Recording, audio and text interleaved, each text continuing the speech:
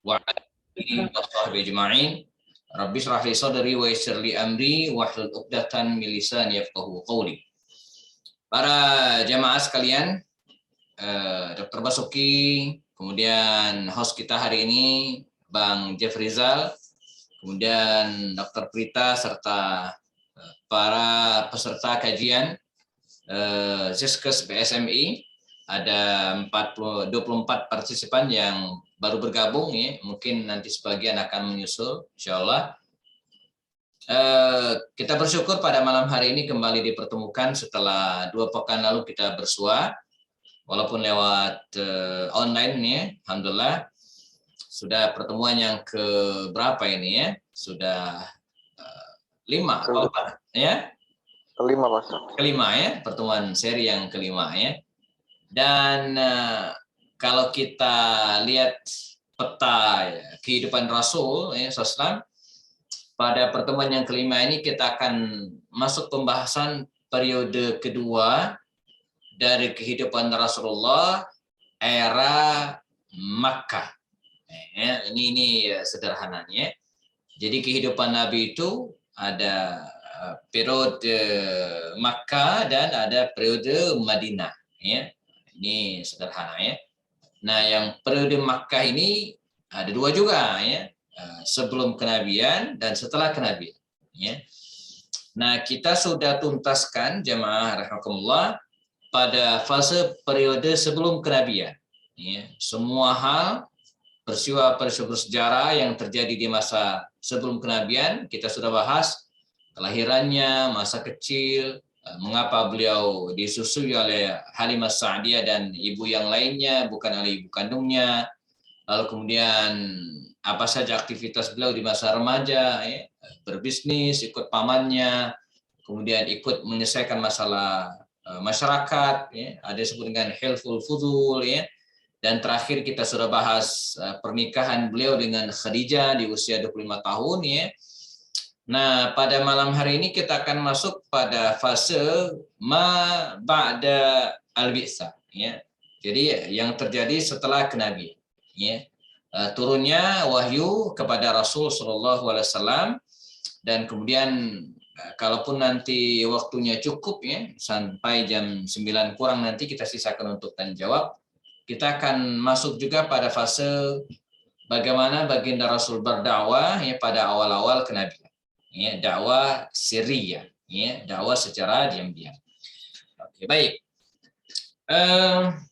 Kalau kita telaah beberapa referensi, ya, baik kutubul ummahat, ya, buku-buku induk, semisal Sirah Ibnu Hisham, ini kan buku-buku lama, ya, buku-buku klasik, ya, buku-buku ulama salaf, atau buku-buku yang sifatnya kontemporer, ya, kitab-kitab yang ditulis oleh para ilmuwan dan ulama belakangan, semisal buku apa ya, Ar-Rahiqul Maktum, ya, terkenal sekali ya, sudah diterjemahkan ke dalam bahasa Rusia. Ini yang di tangan saya ini versi Arabnya.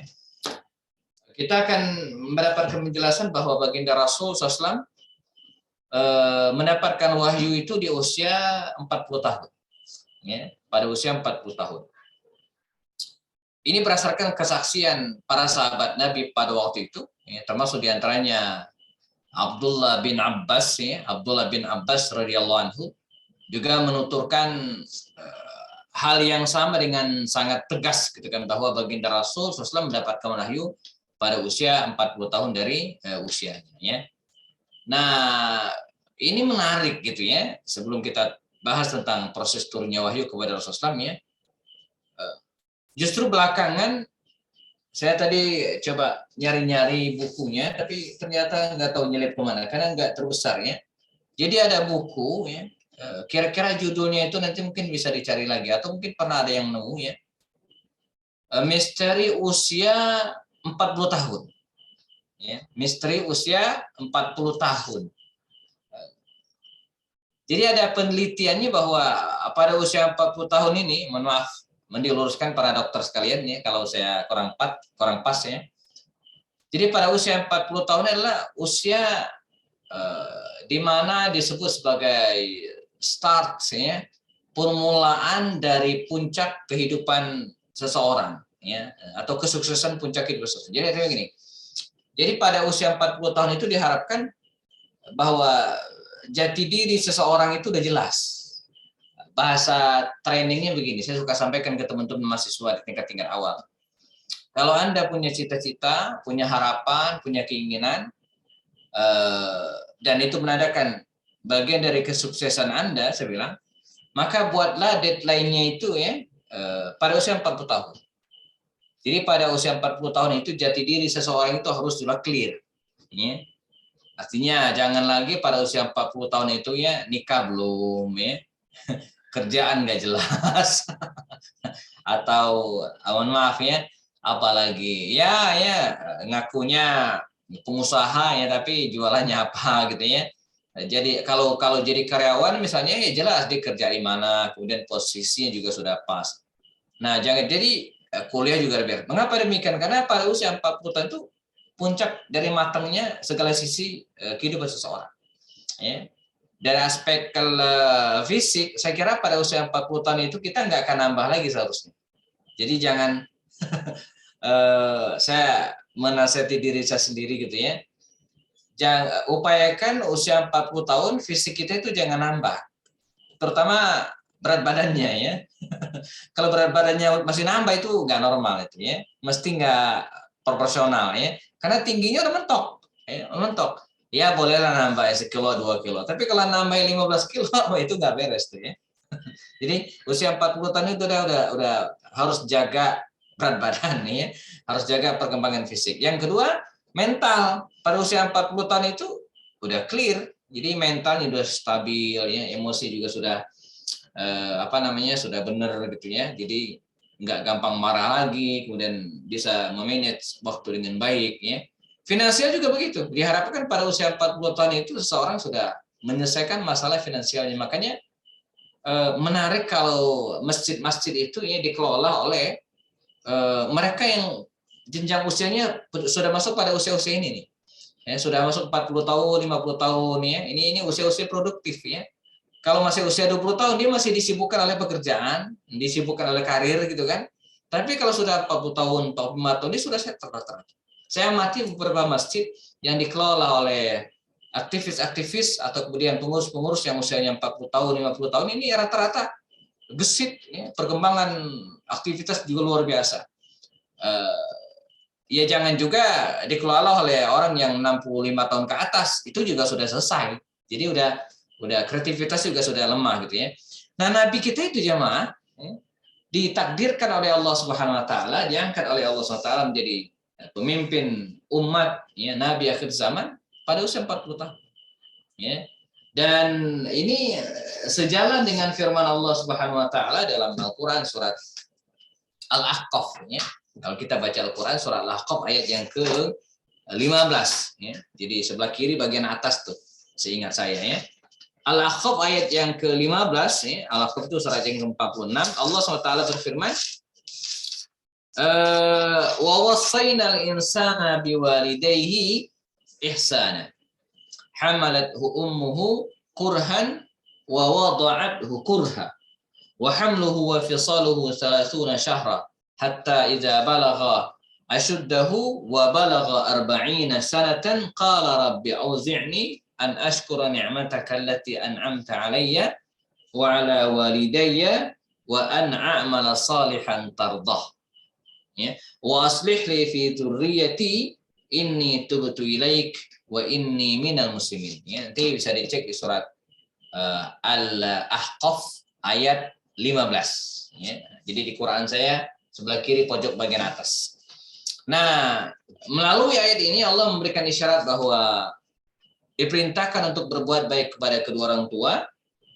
Ibunya telah mengandungnya dalam keadaan kurhan, ya, susah payah, wa wada'athu kurhan, dan melahirkannya juga dalam keadaan susah payah. Wa hamluhu wa fisaluhu 30 syahra. Masa hamil dan masa menyusui sampai menyapihkan itu berlangsung selama 30 syahra, 30 bulan. Ini redaksinya demikian ya. Jadi Allah menyebut layaknya ya, seseorang itu masa hamil dan masa menyusui itu kalau digabungkan ya berlangsung salasuna syahran 30 bulan. Dan ini sejalan dengan firman Allah dalam surat Al-Baqarah ya, yang bicara juga tentang konsep menyusui. Wal walidatu yurdi'na auladahunna haulain kamilain. Ya, para ibu hendak menyusui anaknya 2 tahun sempurna. Jadi kalau masa menyusui 2 tahun atau 24 bulan, maka bisa jadi hamilnya 6 bulan. Atau dibalik, kalau dia hamilnya 6 bulan, prematur misalnya, maka harus disusui 24 bulan. Kalau hamilnya misalnya 9 bulan sempurna, sebagaimana lazimnya, maka dia boleh disusui 21 bulan. Totali hamil dan masa menyusui itu salasuna syahr. Demikian kira-kiranya, nanti bisa dia follow up dilanjutkan oleh para dokter untuk melakukan penelitian ini gitu ya. Tapi yang jelas saya pernah dengar bahwa menyusui anak selama 2 tahun sempurna itu bukan hanya bermanfaat bagi si bayi, tapi juga bagi ibu. Ya, ibu yang menyusui itu ya juga terjadi regenerasi hormon dan bahkan bisa menghindarkan dirinya dari penyakit kanker payudara. Ini luar biasa ya.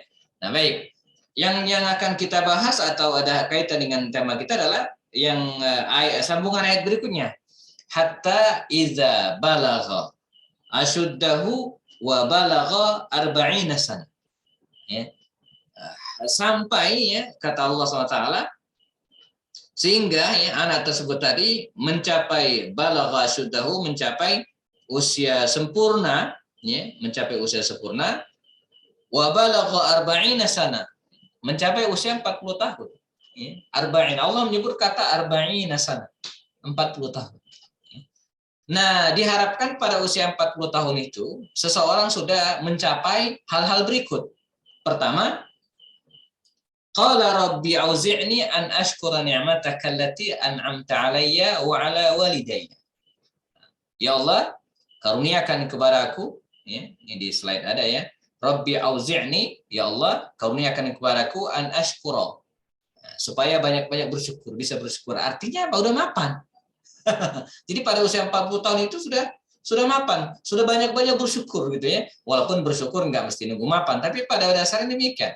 Ya, jadi sudah punya rumah, mungkin sudah punya kendaraan, ya, sudah punya keluarga yang cukup gitu ya. Nah, jadi bahkan usia-usia dia ideal bagi seorang wanita ya hamil di bawah usia 40 tahun nih ya. Demikian temuan-temuan medis hari ini mengatakan ya. Banyak-banyak bersyukur ya atas nikmat yang telah diberikan kepadaku dan kepada kedua orang tuaku. Yang kedua adalah wa an a'mala salihan tardah ya. Sudah banyak melakukan amal-amal saleh. Jadi walaupun bukan berarti sebelum 40 tahun enggak melaksanakan amal saleh enggak ya, tapi lebih banyak. Maka Nabi itu jemaah kehidupan Rasulullah itu kan dari usia 12 sampai usia 37 tahun beliau menggeluti dunia bisnis. Bagian dari persiapan kenabian, masuk usia 37 tahun, Nabi sudah mengurangi aktivitas bisnis. Ya. Bahkan semakin kemari, beliau itu semakin berkurang aktivitas bisnisnya. Lebih banyak menyendiri yang kita kenal dengan istilah yatahannas, ya, bertahannus, ya, berdiam diri di beberapa tempat, ya, di rumahnya, dan di antara tempat yang paling sering digunakan untuk menyepi diri, menghindari hiruk pikuk dunia, ya, tidak ingin bergabung dengan kafir Quraisy yang hidupnya glamor, ya, pesta pora, berjudi, minuman keras. Beliau tinggalkan semua itu, gitu ya. Beliau banyak menyendiri di Gua Hira, di antaranya adalah di tempat tersebut. Sebuah tempat yang mungkin berjarak sekitar 5-6 mil dari kota Mekkah gitu ya. Sebuah tempat yang dikenal dengan Jabal Nur ya. Jabal Cahaya Nur itu artinya ya Jabal Bukit Nur artinya cahaya. Wallahu alam ya mengapa disebut dengan Bukit Cahaya ya. Apa karena memang di situ Allah menurunkan wahyu disebut dengan cahaya atau memang sebelumnya sudah dikenal dengan Jabal Nur ya. Yang jelas di atasnya ada gua ya, disebut dengan Ghar Hira. Jadi kalau kita naik dari bawah ke atas, itu sebentar, saya buka slide-nya, pernah bikin kayaknya. Wahyu pertama kepada Rasul. Oke ya. Sebentar. Oke, sudah muncul ya? Udah ya? Oke, sebentar. Ini saya stop dulu, dia tidak full screen. Nah, ini full screen. Nah, jadi nah ini yang saya sampaikan tadi ya, jamaah yang usia Nabi saat mendapatkan wahyu 40 tahun. Jadi ini Gua Hira ya. Jadi ya, kalau kita naik dari bawah ini jamaah, naik ke atas terus, ini orang semua ini. Saya nggak tahu ya berapa kali, udah sering banget naik ke sini ya, karena kalau umrah itu kalau usia-usia seperti Bang Jeff Rizal itu biasanya saya kasih challenge ya, naik ke Jabal ini ya, bukit ini ya, anak-anak muda. Tapi kalau sudah usia seperti Dr. Basuki ya nggak mesti ya. Khawatir bisa naik nggak bisa turun. Naik dari sini sekitar 1,5 jam ya, terus naik ke atas, nanti sampai ke atas ini ya, kita turun ke bawah sedikit, muter. Nah, di belakangnya itu ada gua ya. Jadi mana ini foto lama. Guanya ini ya, Ghar Hira. Di sinilah kira-kira baginda Rasul sering bertahanus ya, duduk di gua ini ya, menyepi diri ya, sampai suatu saat ya, selama ya mungkin sekitar 3 tahunan beliau punya kebiasaan seperti itu ya. Datanglah seorang laki-laki, disebutkan dalam riwayat yang belakangan kita kenal Huwa Jibril ya, dia adalah malaikat Jibril, dan menemui baginda Rasul dan kemudian mengatakan Iqra ya, Iqra, bacalah, Iqra. Rasulullah SAW di tengah kekagetannya yang biasanya beliau menyendiri dan tiba-tiba ada orang yang tidak dikenal menghampirinya dan memerintahkan untuk membaca, kata Rasul, ma ana biqari. Nah, demikian disebutkan dalam riwayat Imam Muslim ya, ma ana biqari. Para ulama klasik ya menerjemahkan ya, menjelaskan kata ma ana biqari ini, saya tidak bisa membaca. Ma tidak bisa ya, ini malin nafiyah ya. Ana saya qari, membaca. Saya tidak bisa membaca. Tapi ulama-ulama kontemporer belakangan justru memiliki pendapat yang berbeda. Ma ana biqari itu diterjemahkan dengan ma itu bukan malin nafiyah ya. Tapi ma listifham ya, untuk pertanyaan ya. Sama seperti masmuk ya, ma fi yadik ya, apa yang di tanganmu ya, ma za ta'mal, apa yang kau lakukan, ma apa ana qari, apa yang mesti saya baca ya. Maka nanti kita akan menemukan pendapat para ulama, ada yang mengatakan bahwa Nabi itu ummiyun dengan makna tak bisa membaca dan tidak bisa menulis. Ini pendapat ulama-ulama klasik biasanya ya. Jadi nahnu ummiyun ya, kami adalah kaum yang ummi, la naktubu wa la naqra, tidak menulis dan tidak membaca. Jadi Nabi itu buta huruf ya. Tapi bagi ulama-ulama kontemporer belakangan, ketika menakwilkan ma ana biqari, apa yang mesti saya baca, Nabi itu bisa baca.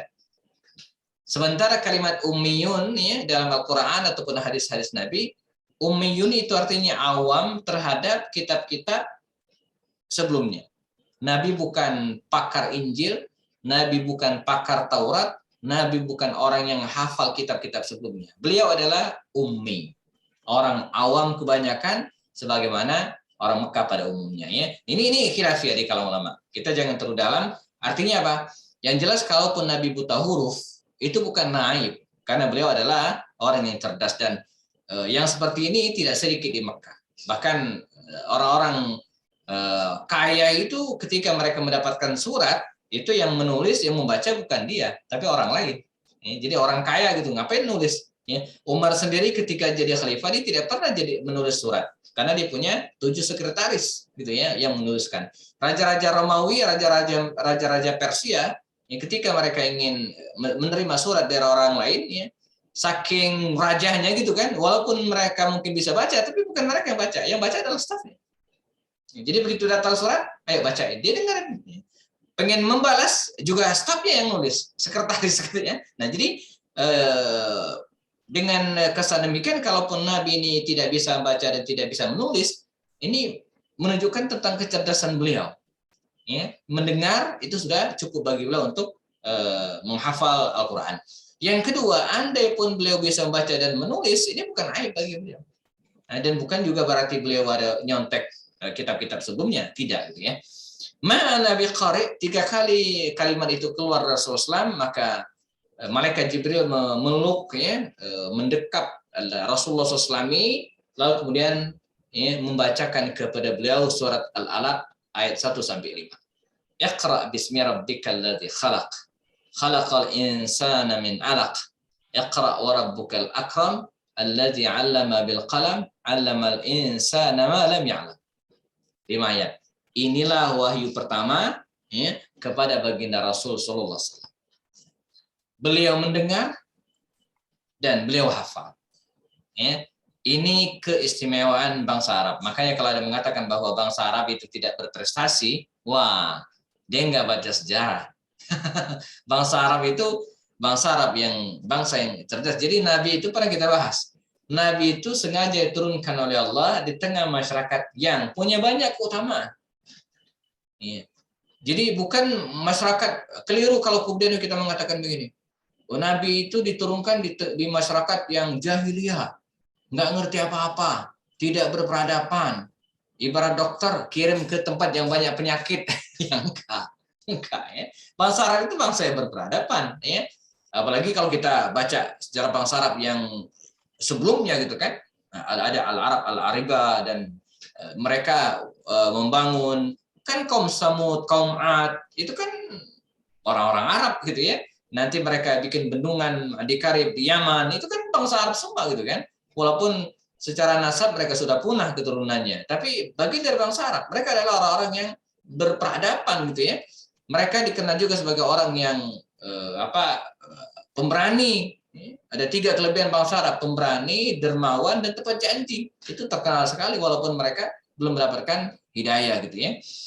Pantang bagi Abu Sufyan bin Harb berbohong, nyaris tidak pernah Abu Jahal itu berdusta, karena itu pantang bagi mereka. Jadi tepat janji itu adalah hal yang betul-betul mereka pegang, baik kepada diri sendiri, kepada teman, maupun kepada Tuhannya. Jadi mereka kalau sudah berjanji, bernazar kepada Tuhannya, itu harus ditunaikan. Kita ingat cerita bagaimana kakek Rasulullah, Abdul Muttalib, yang pernah bernazar kalau punya anak 10 akan disembelih salah seorang di antaranya, betul-betul mau disembelih gitu kan, anaknya gitu kan, walaupun akhirnya terbebaskan dengan menyembelih 100 ekor unta pada masanya. Jadi bangsa Arab itu bangsa yang berpendidikan, bangsa yang berperadaban. Baik, Nabi SAW mendapatkan wahyu di Gua Hira ini. Ulama menjelaskan peristiwa itu terjadi di bulan Ramadan. Terjadi di bulan Ramadan. Terjadi di bulan Ramadan. Soal tanggalnya terjadi perbedaan. Nah, di kita biasanya dianggap 17 Ramadan. Tapi ulama lainnya, semisal saya coba buka perbedaan pendapat di kalangan ulama tentang, kapan wahyu pertama tadi itu diturunkan. Tidak ada keterangan pasti wahyu pertama terjadi pada 17 Ramadan. Nggak ada hadisnya. Tidak ada hadis yang mengatakan bahwa wahyu turun pertama kali 17 Ramadan. Justru sebagian ulama menyebutkan 21 Ramadan. Sesuai dengan hadis Nabi yang ditanyakan oleh Abu Qatadah tentang keutamaan berpuasa di hari Senin. Maka Nabi menjawab, "Dzalika yaumun wulidtu fihi wa unzila alaik." Senin itu adalah hari di mana aku dilahirkan dan Nabi mendapatkan wahyu. Syekh Profesor Dr. Mahdi Rizqullah Ahmad dalam bukunya As-Sirah Nabawiyah fi Dha'il Masadir Asliyah. Nah ini bukunya ini ya, saya kutipkan dari buku ini.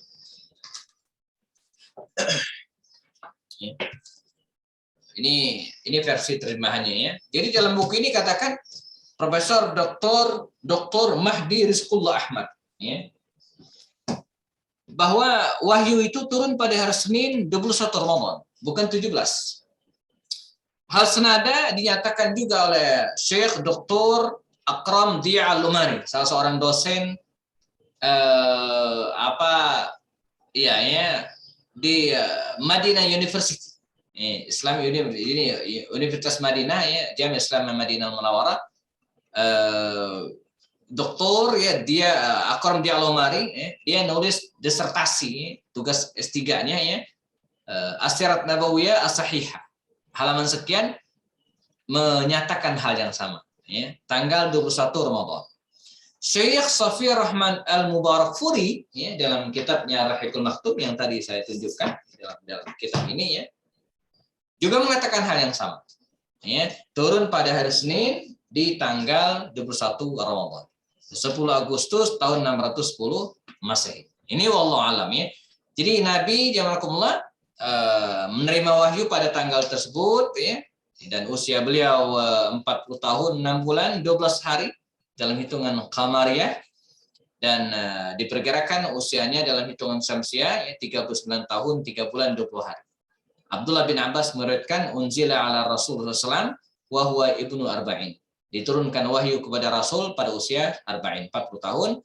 Famakatha salasa asyara sana ya, lalu kemudian tinggal di Makkah selama 13 tahun. Summa amira bil hijrah, kemudian diperintahkan hijrah. Fahajara ilal Madinah, hijrah ke Madinah. Famakatha bi asyara sinin summa tufi. Dia tinggal di Madinah selama 10 tahun lalu kemudian wafat. Ya, jadi periode jadi demikian. Nah, surat Al-Alaq nih, turun ayat 1 sampai 5. Al-Qur'an itu jemaah diturunkan kepada baginda Rasul itu 2 kali, 2 tahapan. Diturunkan oleh Allah SWT kepada nabinya 2 tahapan. Tahapan pertama min sidratil muntaha baitil izza ya, di sisi Allah ila sama'i dunya, blok sekali. Blok 30 juz. Nah, peristiwa turunnya Al-Qur'an min sidratil muntaha ila sama'i dunya inilah yang terjadi di malam Lailatul Qadar. Inna nahnu nazzalna dzikra wa inna lahu lahafizun. Nah, dari langit dunia ini jemaah, turunlah Al-Qur'an kepada baginda Rasul ini ya, munajjaman, bertahap. Yang pertama turun 5 ayat. Setelah itu berhenti. Ada yang mengatakan 2 bulan lebih berhenti, tidak turun-turun wahyu. Ya. Nah, sebelum kita teruskan, Nabi ketika mendapatkan wahyu pertama ini segera pulang ke rumahnya Khadijah dan kemudian mengatakan, ya Khadijah, ya, zamiluni, wahai keluargaku, selimuti saya. Maka Nabi diselimuti, ditenangkan dirinya, ya, masih dalam kondisi guncang mental beliau karena rasa takut ada gitu ya, walaupun Allah SWT setelah mengkondisikan nabinya sebelum mendapatkan wahyu itu dengan hal-hal yang tidak biasa. Misalnya ru'ya shadiqah, Nabi sering bermimpi yang benar, mimpi malam hari ketemu siangnya benar gitu ya, batu dan pepohonan mengucapkan salam kepada Rasulullah. Ini kan hal-hal yang aneh, tidak biasa, yang dimana Allah mengkondisikan kejiwaan Rasulullah. Tapi tetap saja yang namanya manusia, Nabi tetap mengalami guncangan itu. Diselimuti oleh Khadijah radhiyallahu anha ya, dan kemudian diberikan minum oleh beliau. Di sini kita belajar tentang bagaimana peran Khadijah dalam membackup, mendukung dan memotivasi baginda Rasulullah SAW. Dan kemudian dia mengatakan apa? Kata Khadijah, yang saya kutipkan, kalla wallahi la yuzikallahu abada. Demi Allah, ya, la yuzikallahu abada. Allah tidak akan mencelakakanmu selamanya ya Muhammad. Mengapa? Innaka latasil rahim. Engkau ini suka bersilaturahim. wa tahmilul kalla wa taksibul ma'dum wa tuqrid dha'if wa tu'inu ala nawbid dahri. Jadi engkau ini suka nolong orang, ya, mengganti barang yang hilang, ya, tukar dhaif, ya, menolong orang lemah, tu'inu ala dawaid. Jadi kata Khadijah ini, engkau ini orang baik. Jadi enggak akan disia-siakan oleh Allah Taala, ya. Dan setelah Rasulullah agak tenang, maka Khadijah ini yang membawa Rasulullah SAW, ya, ketemu dengan salah seorang kerabatnya, yaitu Waraqah bin Naufal bin Asad. Masih satu kabilah dengan Khadijah, kabilah Bani Asad. Ya, mungkin masih terbilang pamannya gitu, ya. Maka diceritakanlah hal itu. Waraqah ini jemaah salah seorang dari segelintir tokoh Makkah yang masih menganut sisa-sisa ajaran Nabi sebelumnya. Nabi Ibrahim, Nabi Ismail. Dia tidak menyembah berhala. Dia tidak minum minuman keras, tidak berjudi. Orang-orang yang hadir. Jadi dan bagi bangsa Arab, sosok-sosok seperti ini biasa. Jadi enggak biasa aja, itu pilihan, gitu kan, itu pilihan. Orang nggak mau minum keras itu pilihan. Nggak mau nyembah berhala pilihan, gitu kan. Jadi ada beberapa tokoh seperti ini. Makanya maka Nabi itu dari lahir beliau tidak pernah menyembah berhala, tidak juga minum minuman keras, tidak juga berjudi. Dan itu bagi bangsa Arab terserah lo gitu ya, itu nggak penting gitu ya. Nah, muncul pertanyaan, mengapa kemudian baginda Rasul nanti ketika berdakwah ditentang? Karena dia ngajak orang.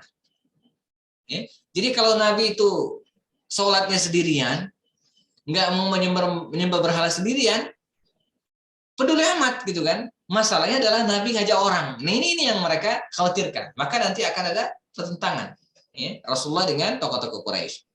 Waraqah bin Naufal ini, ya, ketika mendengar cerita Rasulullah mendapatkan ayat-ayat di Gua Hira, apa kata Waraqah bin Naufal? Ya bin akhi, wahai anak saudara, tib khatiran, jangan khawatir. Ya, sungguh yang menemuimu di Gua Hira itu adalah huwa an-namus, dia adalah malaikat Jibril yang dulu sering datang kepada Nabi Musa alaihissalam dan nabi-nabi yang lainnya. Ya, wallahi demi Allah, kata Waraqah bin Naufal, andai suatu saat engkau diusir oleh kaummu, maka saya akan membelamu. Demikian kata Waraqah bin Naufal. Namun sayang, tidak berbilang tahun kemudian Waraqah bin Naufal ini meninggal dunia. Maka dalam riwayat tentang status Waraqah bin Naufal ini dikisahkan, wa rawat Tirmizi, Imam Tirmizi meriwayatkan dari Aisyah, qalat su'ilan Nabi sallallahu alaihi wasallam an Waraqah. Nabi pernah ditanya tentang Waraqah. Waraqah ini gimana orangnya? Faqalat la Khadijah, kemudian Khadijah mengatakan innahu kana saddaqah. Waraqah ini, ya, membenarkan risalah Rasulullah. Wa innahu mata qabla an tuzhir, dan dia meninggal dunia sebelum baginda Rasul menjaharkan dakwahnya. Artinya dakwahnya masih secara diam-diam 3 tahun pertama. Faqala Rasul, maka Rasul menjawab, ra'aituhu fil manami wa alaihi thiyabun bayad. Saya melihat Waraqah ini dalam mimpi berpakaian serba putih. Walau kana min ahli nar, kalau dia termasuk penduduk ahli neraka, la ra'aitu alaihi thiyaban ghair dzalik, maka pasti aku akan melihatnya pakaian yang lain, bukan putih. Jadi Nabi secara tidak langsung mengatakan bahwa Waraqah ini min ahli jannah. Dalam riwayat dari Imam Az-Zuhri dikatakan, baginda Rasul bersabda, ra'aitu li Waraqati jannatan au jannatain. Ya, saya melihat Allah telah menyiapkan bagi Waraqah ini, ya, jannatan au jannatain, ya, surga, ya, atau satu taman atau 2 dari taman-taman surga. Nah, jadi dari sini kemudian kita mendapatkan penjelasan jamaah bahwa Waraqah ini termasuk sahabat Rasulullah yang kemudian dijamin surga berdasarkan hadis-hadis Rasulullah SAW. Apa yang kemudian dilakukan oleh Rasulullah berikutnya? Ya, setelah mendapatkan wahyu pertama tadi, maka baginda Rasulullah SAW, ya, saya tambahkan 5 menit lagi, ya, maka baginda Rasulullah SAW resmi diutus menjadi nabi. Huwa unbi'a, jadi nabi akhir zaman. Walam yursal, tapi belum menjadi rasul. Karena belum ada perintah berdakwah. Ya, iqra bismi rabbikal ladzi khalaq, khalaqal insana min 'alaq, iqra' wa rabbukal akram, alladzi 'allama bil qalam, dan seterusnya. Enggak ada perintah untuk berdakwah. Sampai kemudian turunlah firman Allah SWT, dua surat. Surat Al-Muzammil dan surat Al-Muddatsir. Surat Al-Muzammil itu ya lebih kepada perintah kepada baginda Rasul ya untuk dirinya melaksanakan sholat. Ya ayyuhal muzammil qumil laila illa qalila. Ya, melaksanakan sholat. Surat Al-Muddatsir itu perintah untuk ya, berdakwah. Ya ayyuhal muddatsir qum fa'anzir. Ya, qum fa'anzir. Wahai orang yang berselimut, bangun, qum fa'anzir, dan berilah peringatan. Maka dengan turunnya ayat ini, resmilah Rasulullah ya, Muhammad SAW diangkat menjadi Rasul. Beliau pun mulai berdakwah, mengajak istrinya, anak-anak dari Khadijah, arti anak tirinya, lalu kemudian siapa lagi pengasuhnya ya, pengasuhnya yang namanya Ummu Aiman, lalu kemudian sepupu beliau yang namanya Ali bin Abi Thalib, lalu kemudian anak angkat beliau namanya Zaid bin Haritha ya. Lalu kemudian siapa lagi? Ada namanya belakangan muncul Suhaib Ar-Rumi ya. Lalu kemudian Abu Bakar Siddiq. Ya, begitu Abu Bakar Siddiq masuk Islam ibarat keran air ya. Dakwah Rasul kemudian menyebar. Ya, walaupun masih secara diam-diam. Dari tangan Abu Bakar Siddiq inilah ya beberapa tokoh muda dari kalangan Quraisy tersebut, misalnya nama Utsman bin Affan, Abdurrahman bin Auf, Talha bin Ubaidillah masuk Islam. Tentu secara diam-diam. Makanya dakwah Rasulullah itu ya betul-betul termanage gitu ya. Beliau lakukan dengan tahapan-tahapan yang jenius ya. 3 tahun pertama Rasul berdakwah sirriyat dan diam-diam. Ya, tidak dilakukan secara terang-terangan. Baru masuk tahun keempat ketika Umar bin Khattab masuk Islam, baginda Rasul mendakwakan Islam secara terang-terangan. Ini bagian dari manajemen dakwah Rasul. Dan ini tidak dilakukan oleh nabi-nabi sebelumnya. Nabi-nabi sebelumnya enggak. Begitu ada wahyu langsung ya, terang-terangan. Nabi tidak. Ada tahapan-tahapan dalam berdakwah. Nah ini poin tentang dakwah Rasul SAW pada tahap awal ya, dan kisah tentang turunnya wahyu kepada beliau. Pada sesi yang berikutnya jemaah kita akan detailkan bagaimana tahapan-tahapan dakwah Rasul SAW dan rintangan-rintangan dakwah yang beliau alami. Ya. Jadi kita kunci pada bab ini ya, kita potong pada kisah ini. Pada pertemuan berikutnya kita akan teruskan tahapan-tahapan dakwah Rasulullah dan rintangan-rintangannya akan beliau hadapi pada saat itu ya. Kita sisakan waktu 10 menitan barangkali ya sampai nanti jam 9-an. Sudah 43 menit ya berlalu. Kita teruskan dengan pendalaman dengan tanya jawab jika diperlukan. Saya serahkan kembali kepada host kita Bang Jeff Riza. Kalau ada pertanyaan atau hal-hal yang perlu sampaikan ya terkait tema kita hari ini, malam hari ini, dipersilahkan. Demikian sementara. Assalamualaikum warahmatullahi taala wabarakatuh. Waalaikumsalam warahmatullahi wabarakatuh. Waalaikumsalam warahmatullahi wabarakatuh. Masya Allah, syukran jazakallahu khair Ustaz atas materi yang telah disampaikan. Baiklah, di sini Bapak Ibu semua, Bapak Ibu dokter, kita buka sesi tanya jawab pada Bapak Ibu. Jika ada yang ingin ditanyakan, dipersilakan.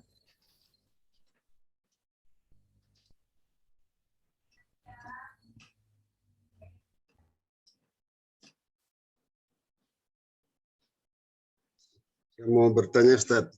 Monggo, Pak Dokter, silakan. Boleh, silakan Pak. Baik, terima kasih, Ustaz.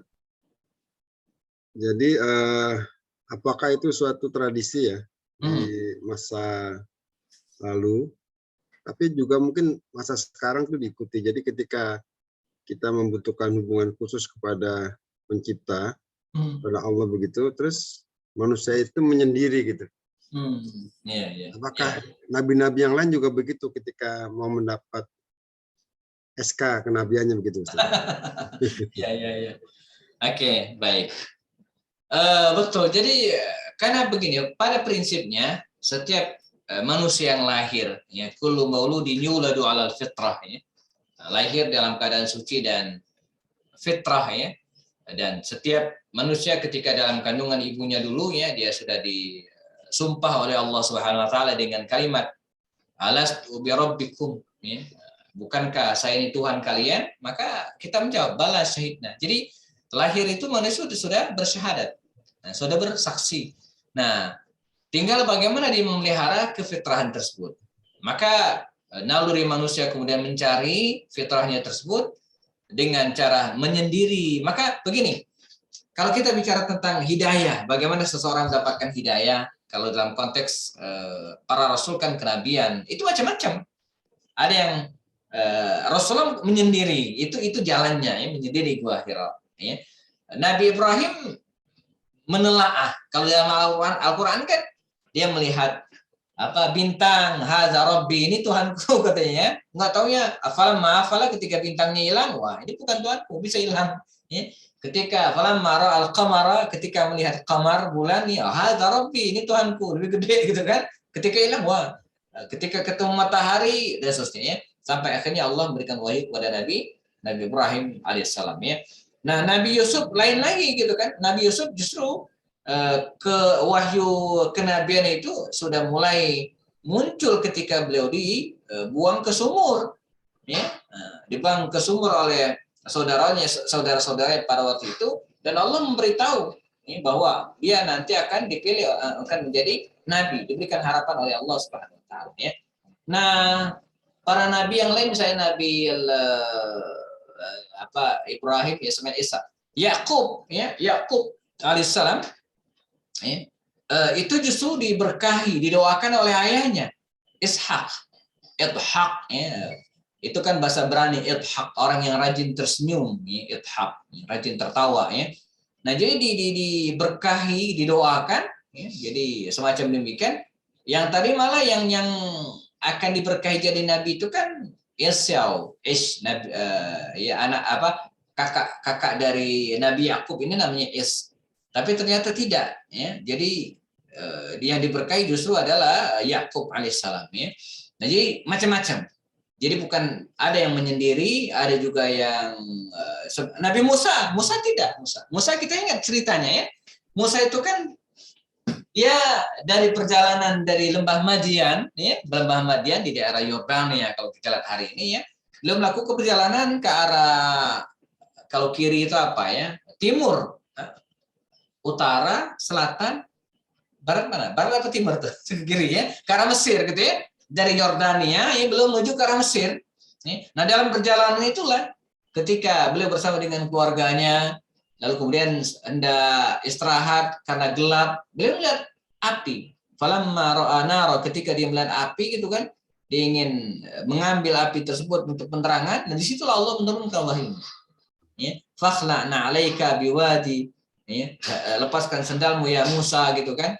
Kemudian ada kalimat innani anallahu la ilaha illa ana fa'budni, ya, sesungguhnya saya adalah Tuhanmu, maka tidak ada Tuhan selain saya, fa'budni, maka sembahlah saya, wa aqimis sholata li dzikri, ya, dirikanlah salat untuk mengingatku. Jadi wahyu pertama Allah kepada Nabi Musa itu perintah salat. Ya, perintah salat, ya. Lihat surat Toha itu kan begitu ya, surat Toha itu. Ya. Jadi aqimis sholata li dzikri. Setelah itu baru kemudian terjadi dialog. Wa ma tilka biyaminika ya Musa, apa yang ada di tanganmu ya Musa. Ya, ini bukan Allah nanya, bukan nggak tahu gitu kan. Allah kan tahu itu tongkat, tapi dia nanya ya, untuk meyakinkan ya, wa matil ka biyaminika ya Musa. Musa menjawab, hiya asaya, ini tongkat saya, dan seterusnya itu kan. Maka disuruh lempar kemudian jadi ular. Nah, jadi Nabi Musa nggak bertahanus, Nabi Musa nggak menyendiri gitu kan, tapi berbeda-bedanya. Jadi setiap nabi ya punya cara yang berbeda ketika mendapatkan wahyu. Dalam konteks hari ini juga demikian. Hidayah menghampiri seseorang itu macam-macam. Ada orang yang mendapatkan hidayah kapan? Justru ketika dia sedang diuji oleh Allah dengan berbagai kesulitan hidup. Ya, Pak Dokter, saya pernah ketemu dengan pemuda, anak muda, udah lama, jauh sebelum pandemi ya. Suatu saat mobil saya di bengkel, ya karena apa?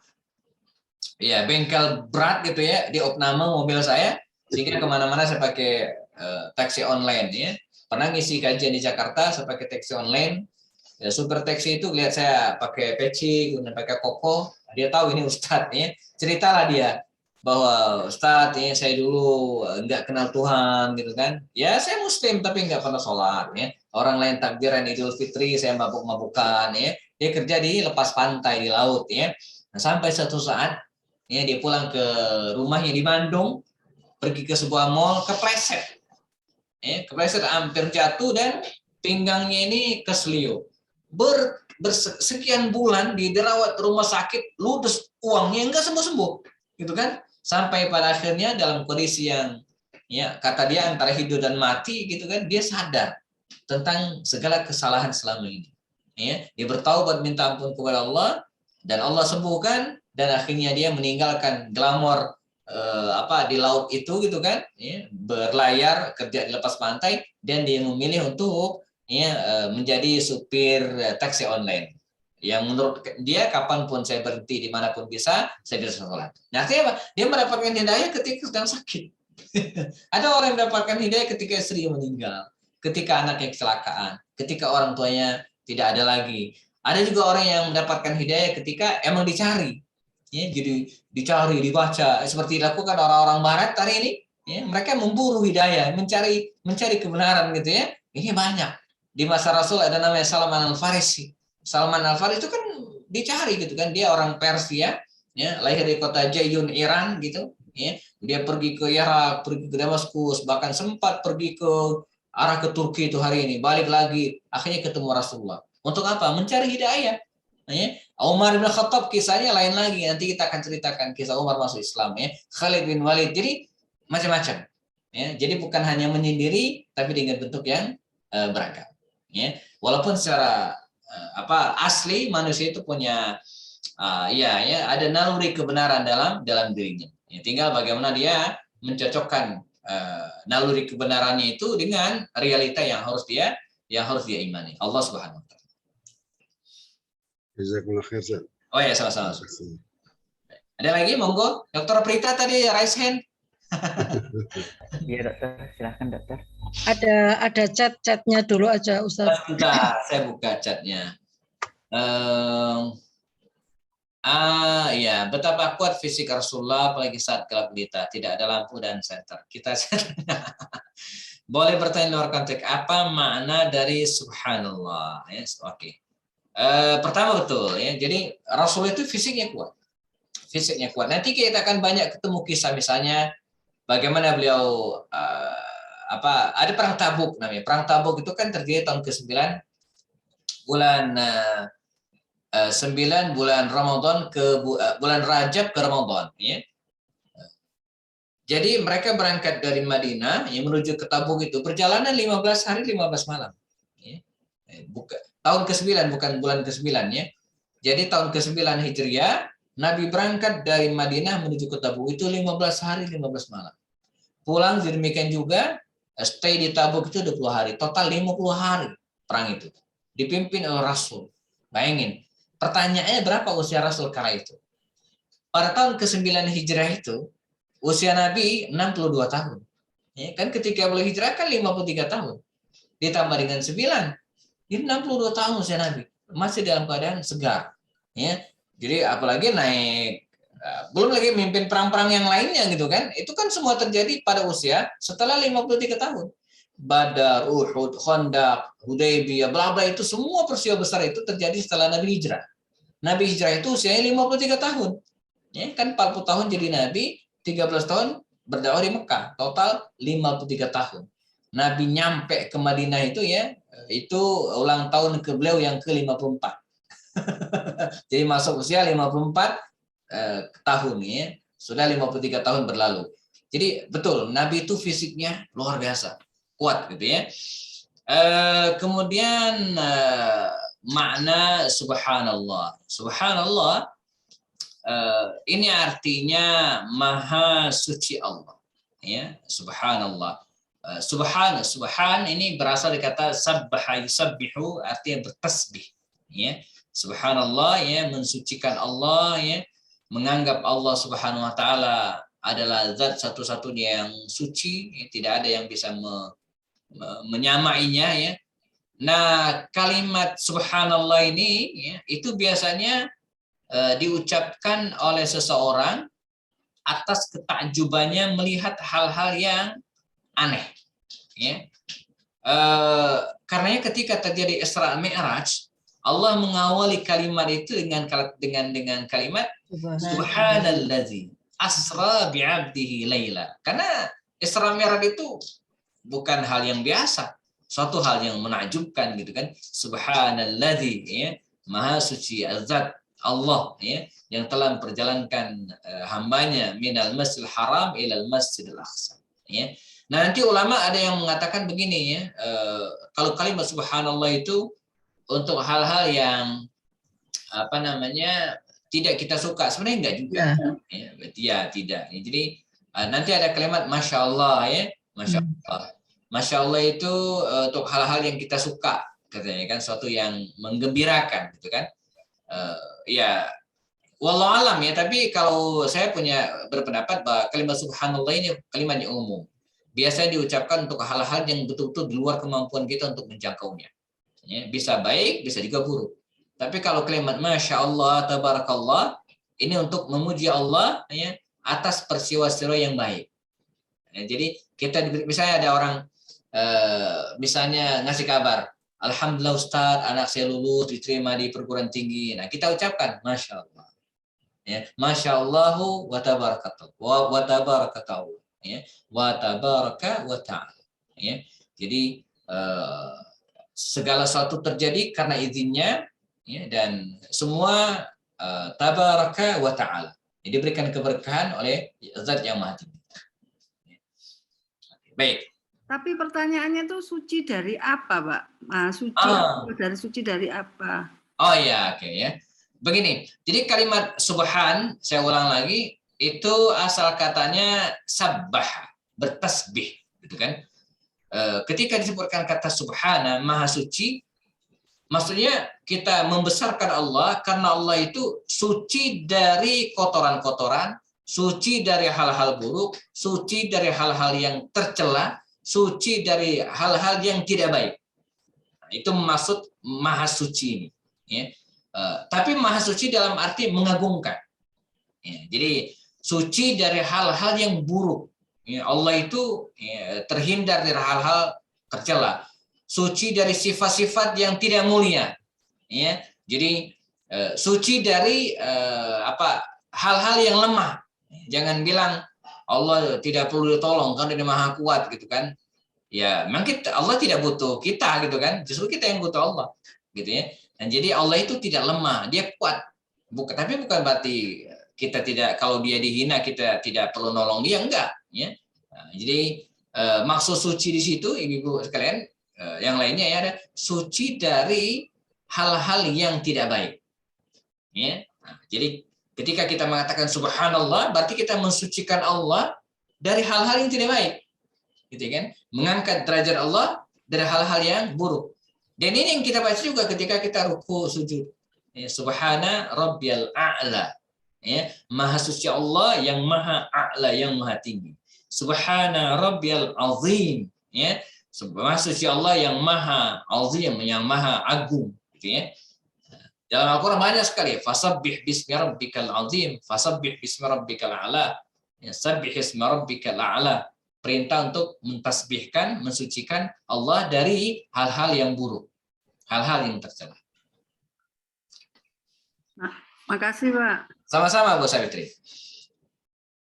Monggo, ada lagi sebelum kita cukupkan?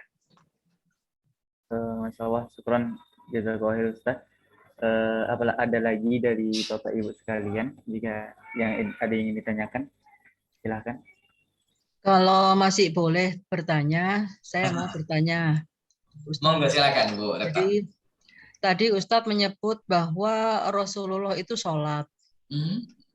Nah, bagaimana cara sholatnya? Karena pada saat itu kan belum Isra Mi'raj, yang ada petunjuk teknis dari sholat. Yeah. Saya pernah membaca bahwa pada saat itu Rasulullah sholatnya itu mengarahkan matanya ke langit. Ya, oke. Ya, mohon ini pencerahan. Oke, baik. Pertama, saya ingin sampaikan bahwa sholat ini, ya, tidak diwajibkan pada saat Isra dan Mi'raj, ya, tetapi jauh sebelumnya. Bahkan ibadah sholat sendiri bukan hanya untuk Rasulullah, tapi bagi para nabi yang lainnya juga sholat. Makanya kan ada doa kita yang ngutip nyontek doanya Nabi Ibrahim. Kata Nabi Ibrahim apa? Rabbi ja'alni muqimas shalah wa min dzurriyyati. Itu doa Nabi Ibrahim. Ya Allah, jadikanlah aku orang yang mendirikan sholat dan keturunanku. Artinya Nabi Ibrahim juga sholat. Ya. Yang kita bahas tadi, Nabi Musa juga sholat. Ya. Aqimis sholata li dzikri. Ketika saya menyampaikan ini, ada pernah ibu-ibu kritis nanya, Ustaz, jadi Nabi Ibrahim sholat? Iya. Nabi Musa sholat? Iya. Nabi Isa sholat? Itu gimana sholatnya Nabi Musa, Ustaz? Saya bilang begini, kita tidak perlu tahu sholatnya Nabi Musa.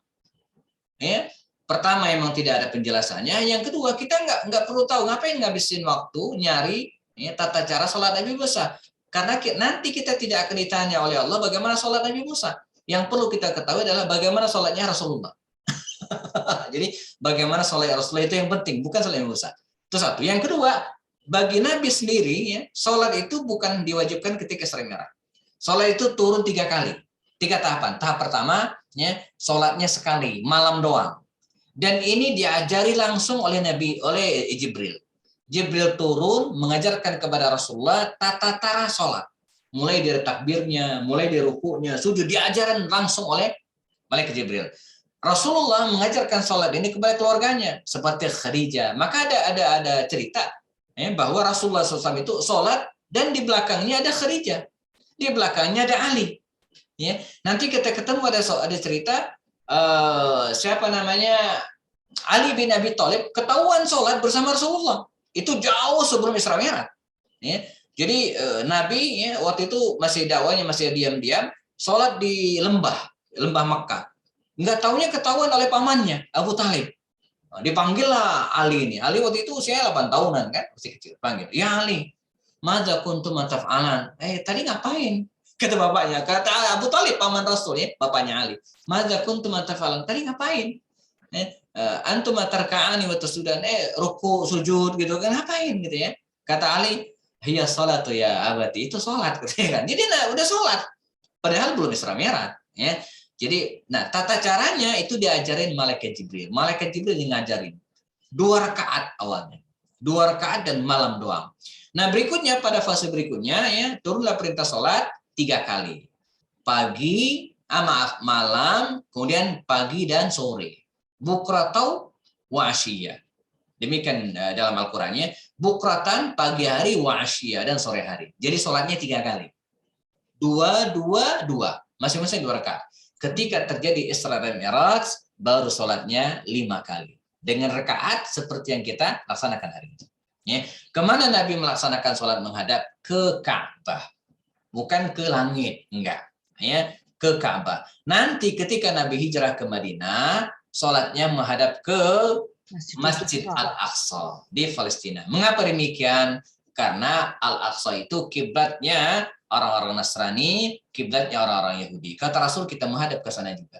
Ya, ada semacam harapan dari Rasulullah agar orang-orang Yahudi dan Nasrani tertarik kepada Islam, sehingga mereka juga masuk Islam.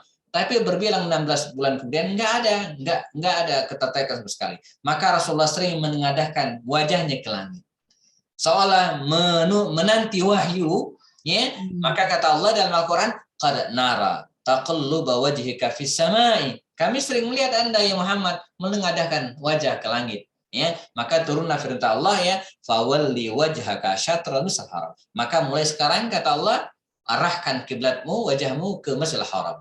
Saat itu Nabi sedang sholat di sebuah masjid yang hari ini kita kenal dengan Masjid Qiblatain. Sholat zuhur. Ya, 2 rakaat menghadap ke arah Baitul Maqdis Al-Aqsa dan 2 rakaat terakhir menghadap ke Masjid Al-Haram di Mekah. Karena berlawanan arah persis. Madinah kan di tengah, ya. Jadi utaranya itu Al-Aqsa itu ke arah utara, ya. Mekah itu Masjidil Haram itu arah selatan. Jadi ngebaliknya 180 derajat, benar-benar gitu ya, muter. Maka di Madinah itu sampai sekarang ada masjid namanya Masjid Qiblatain, Masjid 2 kiblat. Karena Nabi pernah sholat di situ 2 kiblat, ya. Walaupun sebenarnya yang muter kiblatnya bukan hanya masjid itu, Masjid Nabawi juga muter. Yang awal didirikan Masjid Nabawi itu menghadap ke arah utara. 16 bulan kemudian menghadap ke arah selatan. Ya, karenanya bangunan Masjid Nabawi itu ketika dibangun pertama kali yang ada atap itu bagian utara. Ya, sementara belakangnya nggak ada atapnya. Ya. Nah belakangan dibalik. Ya. Di bagian belakang ya, menjadi bagian depan dikasih atap, sementara yang atap di bagian belakang itu nggak dihapus. Dia tetap ada. Ini tempat tinggal ahlu sufa. Ya, orang-orang yang tidak punya rumah, orang-orang yang tinggal di masjid, tinggalnya di tempat tersebut. Sementara tengahnya itu bolong, nggak ada atapnya. Itu masjid di masa Rasul ketika dibangun pertama kali. Bahkan sampai hari ini, Masjid Nabawi itu ya, pertengahnya itu hanya ada payung. Ya, ketika diperlukan maka ditutup, ketika nggak perlu maka dikuncupkan. Jadi kalau kita menengadah kelihatan langitnya. Dan di beberapa titik ada kubah ya, yang bisa bergeser, ngebuka. Ya. Nah, jadi model masjid seperti ini hanya mungkin dibangun di Jazirah Arab. Kalau di Bogor nggak bisa, bocor. Kalau tengahnya nggak ratap gitu ya, wah cepat rusak karpetnya ya. Kalau di Mekah Madinah kan jarang-jarang hujan ya. Jadi bisa diantisipasi. Begitu Dr. Berita, wallah. Ya. Jazakumullah khair. Oh ya, sama-sama. Masalah jazakallah khair, Ustaz. Apakah ada lagi dari Bapak Ibu, dokter? Silahkan.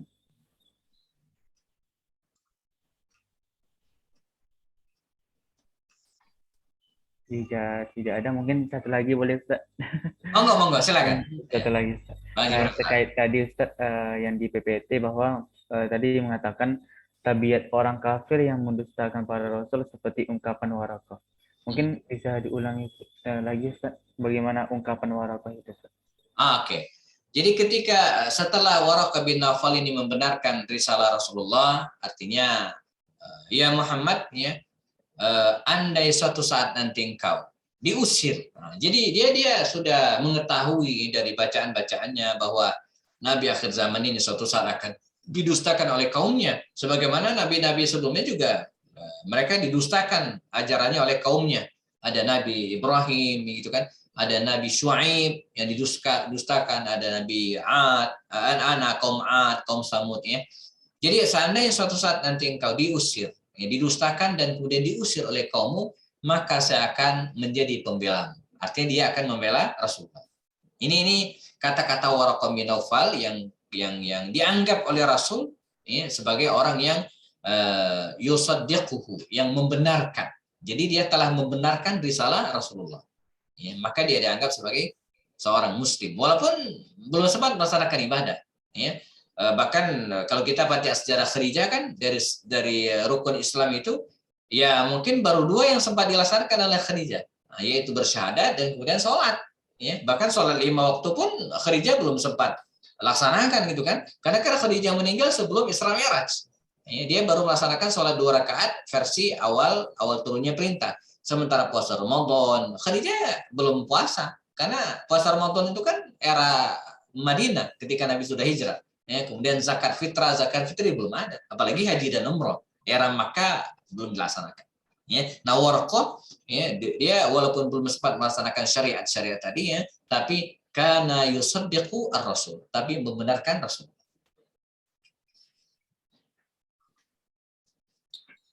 Baik, syukur Ustaz. Mungkin itu saja Ustaz.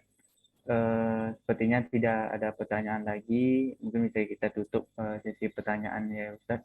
Mungkin bisa kita lanjut lagi untuk kajian berikutnya Ustaz. Pembahasan yang lebih mendalam lagi.